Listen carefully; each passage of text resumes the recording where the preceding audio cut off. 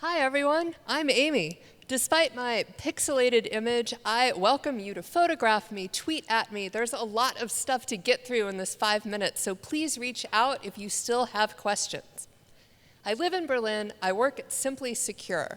We're a nonprofit that does open research and consulting focused on security, privacy, and ethics. I'm a UX designer, but we also work with developers. Now, you don't have to be a hardcore developer or cryptographer. SSL certificates, anyone? Didn't think so. To work in security. There are wonderful UX problems that everyone can make a contribution to as a user, a researcher, a front-end developer.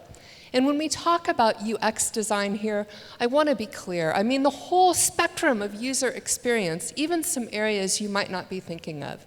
The copy in your website is a way to protect privacy. Your App Store description also. This is an App Store example from a Dunkin' Donuts. The woman there uses DD Perks. You see it over her shoulder. It gives you a discount on coffee and donuts in exchange for something much heavier. The app asks for all of the contacts in your address book, your location, the ability to delete media off of your phone, and much more. And the UX doesn't convey what that trade-off is. And we as a community can do better. So I have 3 things I want you to take away, and I'll start with don't leak data. Super pragmatic. If you have a product with a login, you also have a password recovery flow. Make sure those don't clue others in to if someone is a user or not.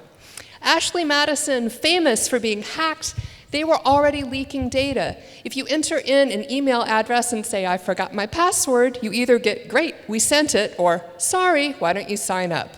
Don't do that. Don't leak data. Be consistent. Next up, consider who is reading along.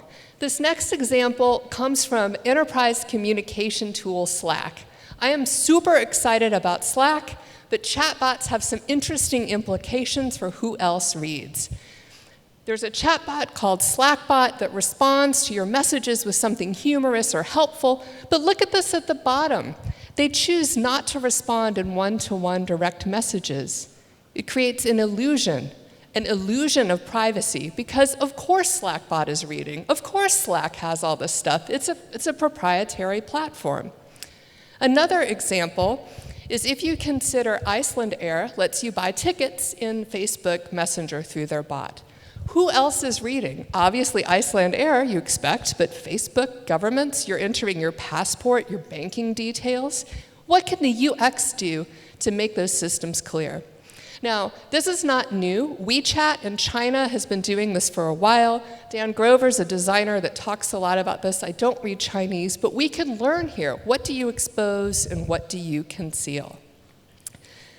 This third point is about meaningful symbols, and I'm going to speak about check marks and about locks. So talking about locks, it's the icon of security, but it's not always meaningful. I'm a designer. I can make an image with 2 states, unlocked, open, and then click, secure, but that can be fake and not hooked up to anything. What do these locks mean? Who knows? What are some better examples of that? Well, one thing is in the iOS messaging platform, you get little hints of information like read receipts. Green bubble means not an iOS partner. Blue means an iOS messaging partner. You see the words delivered in red, or on the right-hand side, the check marks in WhatsApp. That's a first attempt. In the browser, Firefox does this. Chrome is also starting to experiment with, in the URL bar, having a lock or an eye, creating an idea that an HTTP connection is not as good as an HTTPS. Those are UX problems.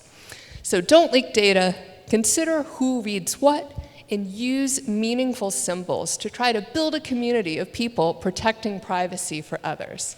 And I'll be here for the next couple days. I welcome your feedback. Simply Secure has a public Slack channel, email for an introduction, and I thank you for listening to me.